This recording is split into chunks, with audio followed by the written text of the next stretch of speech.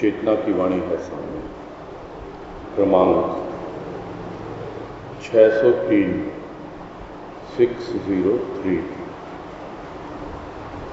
और इसमें कह रहे गुरुदेव, वासना में बांस बज उठे, वासना में बांस बज उठे, प्रेम में शांत और आनंद।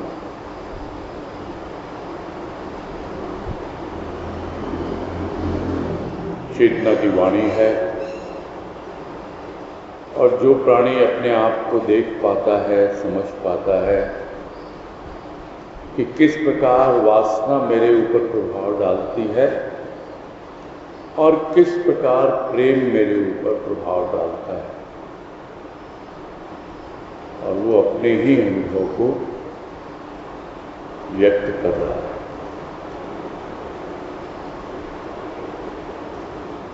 वासना है क्या? वासना प्रेम का ही एक विकृत रूप है। वासना में भी प्रेम है, किंतु वो विकार युक्त है, और वो विकार आता है देहबोध से, शरीर के भाव से। प्रेम में जब स्थूल का भाव जुड़ जाता है, शरीर का भाव जुड़ जाता है, तो वो कामना वासना का रूप धर लेता है। प्रेम सूक्ष्म है और उस सूक्ष्म प्रेम को हम जितना और शुद्ध करते जाएंगे तो अपने आप ही स्थूल का भाव कम होता चला जाएगा। जब जब स्थूल के भाव आते हैं, जब जब स्थूल के विचार आते हैं, तो मन में एक द्वंद्व पैदा होने लगता है। एक विचार दूसरे विचार से लड़ाई झगड़ा करने लगता है। बांस बज उठना और कुछ नहीं है, यह एक मुहावरा है। बांस बज उठे यानी कि लड़ाई झगड़ा शुरू हो गया।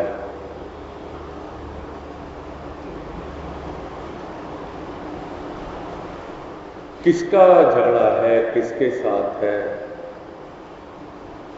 यह कोई बाहर का झगड़ा नहीं है कि एक पक्ष बांस लेकर के लाठी लेके खड़ा है और दूसरा पक्ष भी बांस लेके लाठी लेके खड़ा है, और इसी से यह मुहावरा बना है जिसको हम कहते हैं कि लाठी बजने लग गई, बांस बजने लग गए, भिड़ने लग गए आपस में।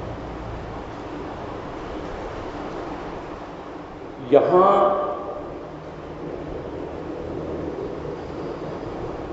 देहबोध की बात हो रही है। लड़ाई यहां शरीर की नहीं है, लड़ाई यहां ऊपर की नहीं है, यहां लड़ाई है विचारों की। और विचारों में लड़ाई तभी शुरू होती है, बांस तभी बजते हैं जब स्थूल का भाव आता है, शरीर का भान आता है। प्रभु ने हमें बहुत प्रेम दिया है, इतना प्रेम दिया है कि हम उसको समा नहीं सकते, किंतु जब वो प्रेम स्थूल की वस्तुओं के लिए हम विनिमय कर देते हैं, खर्च कर देते हैं, तब हमें पता लगता है कि किस प्रकार एक विचार जो कहता है, अरे बड़ी मुश्किल से ये प्रेम की पूंजी कमाई है तुमने, और इसको तू स्थूल के कार्यों में खर्च कर रहा है। और दूसरा विचार जो कहता है कि स्थूल का जीवन भी तो बिताना है, शरीर को भी तो रखना है, तो फिर क्या करूं? और दोनों विचारों का द्वंद्व शुरू हो जाता है, झगड़ा शुरू हो जाता है। जबकि वास्तव में देखा जाए, ये एक दूसरे को समझने और समझाने की प्रक्रिया है। यदि एक दूसरे को समझ ले तो बांस बजे नहीं। बांस में से एक ऐसा स्वर निकले, बांसुरी भी बांस की ही बनी है, किंतु वो बांसुरी जब कृष्ण बजाता है तो उससे प्रेम की ध्वनि निकलती है। बांस वो भी बज रहा है, फूंक मारने से बज रहा है। जब स्थूल के भाव में फूंक मारते हैं, जिसे हम कहते हैं उकसाए जाते हैं, तब बांस बजते हैं, लड़ाई झगड़ा होता है। किंतु जब सूक्ष्म के भाव में फूंक मारते हैं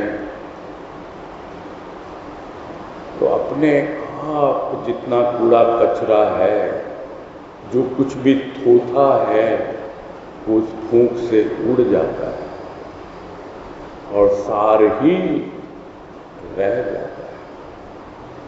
यही तो विशेषता है सूप की, जिसे हम छाछ भी कहते हैं। थोथा थोथा उड़ा देता है, सार अपने पास रख लेता है। वासना में प्रेम है, किंतु थोथी है वासना। उसके थोथेपन को, खालीपन को, निरर्थक भाव को जब हम उड़ा देते हैं तो अपने आप ही हमारे भीतर से प्रेम की बांसुरी बजने लगती है। बांस फिर भी बज रहा है, किंतु अब वो पोला है, खाली है भीतर से। उसमें अनेकों छिद्र किए गए हैं ताकि वो कभी भी भर न सके। जब तक पूरी तरह से खाली नहीं हो जाता प्राणी, जब तक सब कुछ सहन करने की, छिद्र युक्त होने की क्षमता अर्जित नहीं कर लेता, तब तक शुद्ध प्रेम की अनुभूति नहीं पा सकता। और जब शुद्ध प्रेम की अनुभूति आती है तो अपने आप ही बांसुरी बज उठती है। और जब बांसुरी बजती है तो क्या होता है? चारों ओर आनंद ही आनंद, चारों ओर शांति ही शांति। तो एक और वासना है जो बांस से बांस टकराती है, विचारों से विचारों को टकराती है, और दूसरी ओर प्रेम है जो उसी बांस का रूपांतरण कर देता है और उसी में स्वर फूंक कर आनंद प्रदान करता है। और जीवन में एक ऐसा रस घुलता है कि रास रचाने लगती हैं वृत्तियां, रास रचाने लगते हैं विचार और भाव। सब उस प्रेम की बांसुरी पर भीतर ही भीतर रसमग्न होकर नृत्य करते रहते हैं। नृत्य में एक ताल है, एक संगीत है, किंतु लड़ाई झगड़े में कोई ताल नहीं है, कोई संगीत नहीं है। तो वासना में कोई ताल नहीं, कोई संगीत नहीं। न जाने कब हमें धम्म से गिरा दे और न जाने कब हम यह अनुभव करें कि भाई इस वासना ने तो मेरा हाल बेहाल कर रखा है,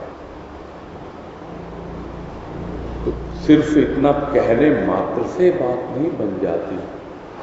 जितना जितना हम अपने प्रेम को बढ़ाएंगे, जितना जितना हम अपने प्रेम को शुद्ध करेंगे, तो अपने आप ही हमारे विचार शांत होंगे, उनका द्वंद्व बंद होगा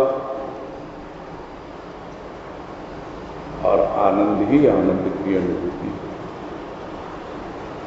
इस वाणी के द्वारा गुरुदेव हमें यही कह रहे हैं